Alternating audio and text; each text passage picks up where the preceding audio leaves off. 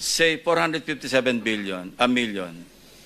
Kani-kanino ang kasi meron diyan sa kaliwang portion nakaatado na eh. May mga ano na 'yon. May mga delivery points na 'yon, ika nga ito para dito, ito para dito, ito para dito. Tama Diba? po, tama po.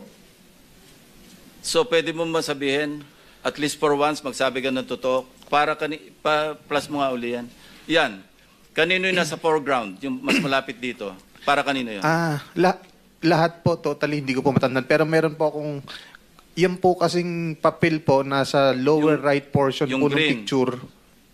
Hindi po, yung bond paper po. Okay. Meron po dyan, yan po, meron pong yung malinaw na picture niyan, meron po nakalagay dyan, ano po. Hindi, sabihin mo na lang, para kanino itong mas ano malapit po, ito? ang nakalagay po dyan is Mitch po.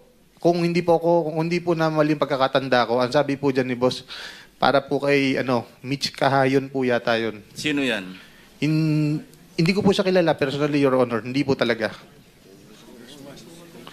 Yusek daw po. Yusek Mitch Kahayon daw po. Yusek o Congresswoman? Hindi ko po alam. Both? Hindi ko po siya talaga kasi kilala personally, Your Honor. Gumawi tayo sa bandang kaliwa. Kanino naman yon? Sige, pakimove nga.